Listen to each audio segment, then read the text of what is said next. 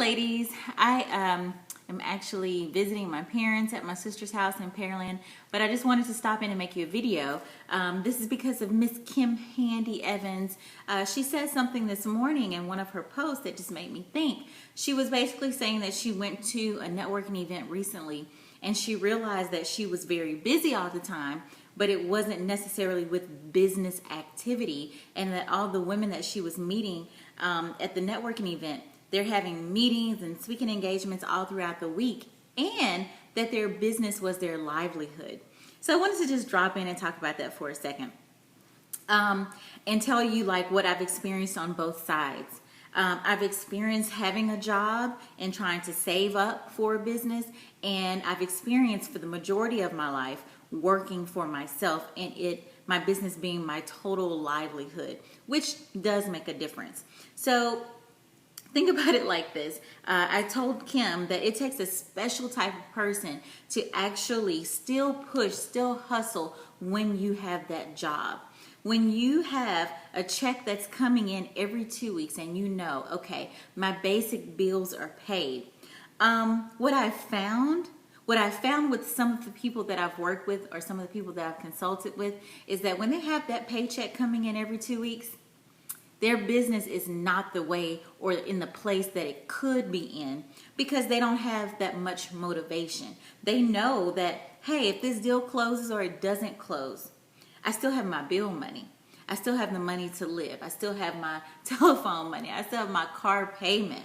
So it takes a special type of person to actually say, you know what? The ultimate goal is to leave this job. So it does matter if this deal closes or not. It does matter if I get paid what I'm worth or my value. It does matter what I do on my weekends or when I have free time if I am creating an income outside of my business. So keep that in mind if that's what you truly want to do. Because if you have a job and then you have a business, you really have to get your mindset in order to ever leave that job. I did have to get a job in the last 8 years of living in, I've been in Houston 10 years, but I've been full-time in my business for 8 years. In that 8 years, I have had to go back and get a job. In 8 years, I've gone back and I've had a job for a total of 7 months. It actually was 2 jobs, one for 5 months, one for 2 months at different periods of time in that 8 years. But I can remember one of the jobs that I had. It was actually one of the best jobs. You know, people thought I was crazy for leaving that job. It wasn't 6 figures, but my package was like right at 6 figures. It was a really good position, extremely good benefits. You know, a lot of people would have killed for that job. I had a plan. I really didn't want to get that job. I didn't go for it like I normally, would have. And I feel like I've lost some of my interview skills because I've been working for myself so long. But I got the job and it was a really good job.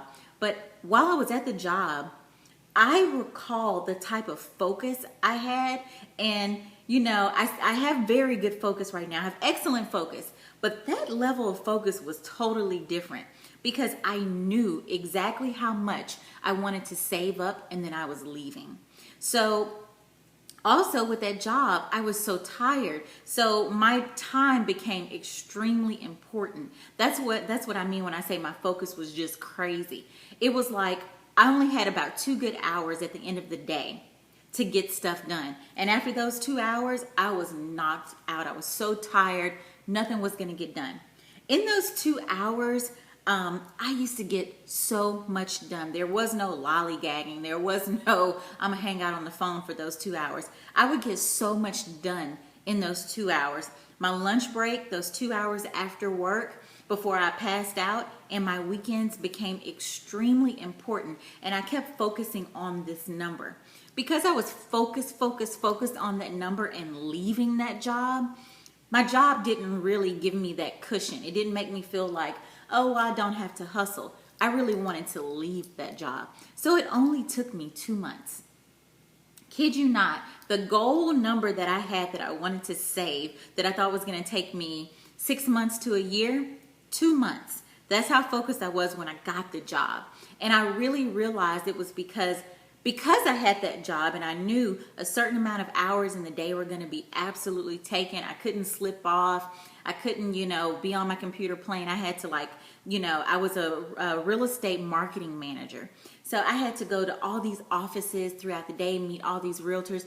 There was no time to actually work on my business. I had to, not eat for lunch sometimes. And then my weekends and after work became very important. So one thing I can tell you is that if you have that job, pretend as if you have to actually pay yourself and run your household on the income that your business creates. So if it's not creating income, you're not serious yet. It has to be creating income. Okay? Now, if you are in your job, in your business and you're 100% there, yes, your focus is a little bit different if that is your livelihood. You hustle longer. You get a little bit more creative. You start thinking about angles and relationships that you can build and how you can add strategy to what you're doing. You don't go home or just stop when you're sleepy. So it is a little bit different when business is your total livelihood. So a lot of you still have your job. A lot of you are doing your business part-time. So I wanted to just drop in for a second and tell you, make sure that you are focused, and the time that you do have outside of your job, make sure that you are using it very wisely, whether that be an hour or 2 hours each day. And the weekends, make sure you are getting business done, not administrative activities. Administrative activities, especially if you have a job, you can be paying someone to do for you. $10 an hour to do your contracts, to do your spreadsheets, that type of thing, to schedule your social media. You need to use that time that you have after work and on the weekends to have high-level meetings, to go to speaking engagements, to go to conferences, to educate yourself, and to be able to plan to move yourself from that business one day. I hope this information has helped at least a little bit, especially you, Miss Kim. But make sure that you are planning while you're on that job. Or if you don't plan, you're just going to hustle, but you have no plan, you have no goal, you will be at that job forever. Trust me. Bye, ladies.